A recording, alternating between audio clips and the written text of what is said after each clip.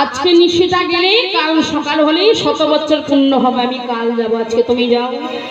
দুতি বললেন তাহলে আমি যাই, কাল তুমি এসো। এই বলে যমুনা নদী পার করে বৃন্দাবনে এসে দেখছে রাধারানী এখনো বসে আছে। তখন রাধারানীকে বলছে, রাধে কাল তোর বধূ আসবে, তোকে ভালো করে আয় সাজাইয়ে দি। সাজাইয়ে বলছে আমি আর সাজবো না। সেদিন আর কি হবে বল, এতদিন পর যখন বধূ আসছে শুনছি, তাহলে আর কি হবে? আমি যেমন আছি তেমনই ভালো। আমি কতদিন কৃষ্ণ কথা শুনিনি, আমার দুই কানে একটু কৃষ্ণ কথা শোনা, আমি একটু কৃষ্ণ কথা শুনি। রাধারানী বসে আছে আর সখীরা কৃষ্ণ কথা শ্রবণ করাচ্ছেন। মথুরায় গেল, কিভাবে গেল, বধূ কবে আসবে, ওই কৃষ্ণ কথা দুই কর্ণে নিচ্ছে। ওই কৃষ্ণ কথা শুনতে শুনতে রাধারানী বসে বসে শুনতে শুনতে ঘুমের কোলে ঢলে পড়ছে, তাই না? এই তো এখনো দেখো সব ঘুমোচ্ছে। কৃষ্ণ কথা শুনলে ঘুম আসবে। হ্যাঁ, কৃষ্ণ কথা কানের ভিতর অব্দি না যেতে যেতে ঘুমটা চাপবে। কারণ ঘুম হচ্ছে কে জানো?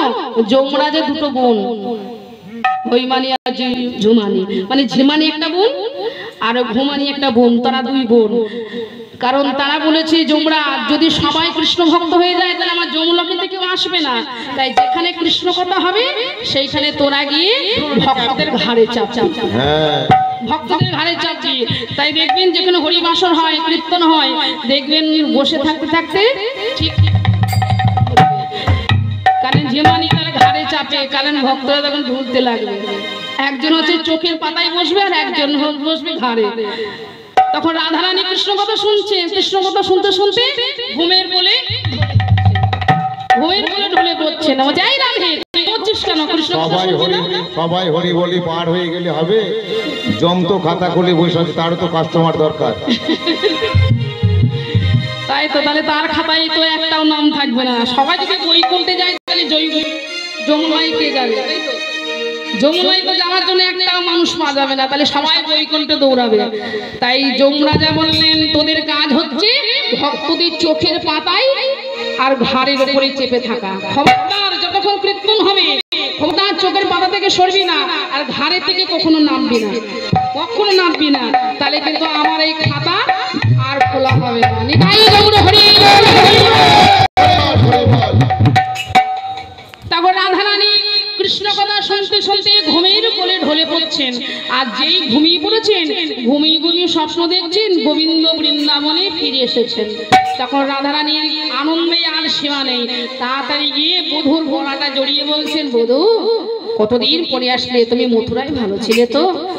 তুমি কতদিন পরে আইলা ও হে প্রাণবধূ, ও হে প্রাণবধূ।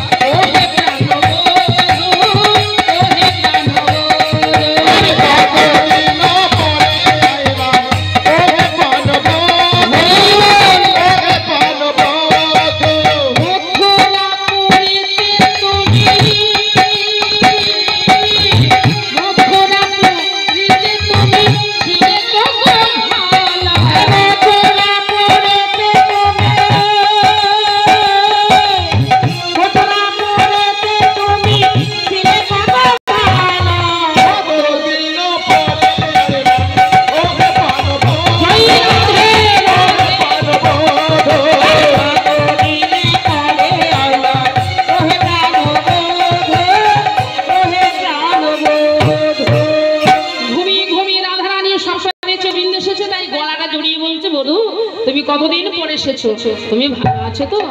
আমি তো দক্ষিণী রাধারানী, দক্ষিণী দিন গুনিতে গেল, কিন্তু তুমি তো ছিলে ভালো, আর কোনো চিন্তা নেই। বধূ যখন এসেছে এবার গুনগুন করে ভ্রমণ গুনগুনিয়ে ফুলে ফুলে মধু পান করুক, ময়লা পবন তার টান ধরুক, বাঁশলির আদেশে কহে চণ্ডীর আসে, এমনই থাক আমার রাধা গোবিন্দ ভক্তবিন্দু হৃদয় মাঝে। বাঁশলির আদেশে কহে চণ্ডীরা আসে, এমনই থাক রাধা গোবিন্দ ভক্তবিন্দু হৃদয় মাঝে। যেন যুগলে যেন ভাঙে না গো, যুগলে যেন ভাঙে না গো, যুগলে যেন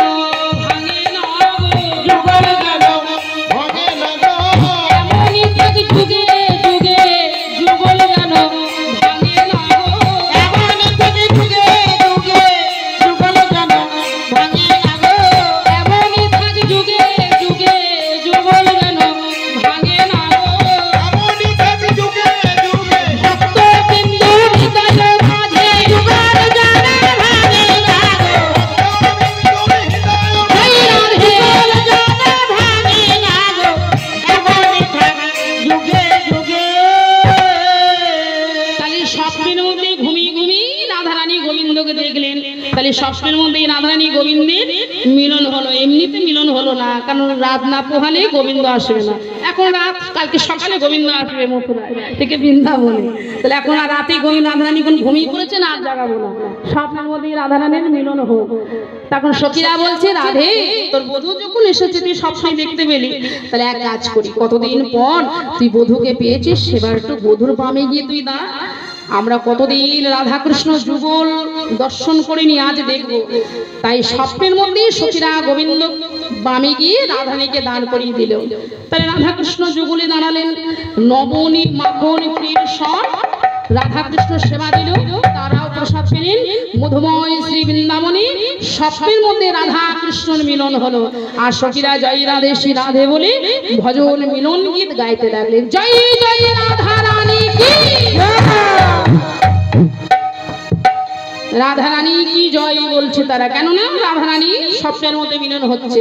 তাই সখীরা রাধা কৃষ্ণ যুগল চরণে, ওই যুগল চরণে প্রণাম করে বলছে, রাধে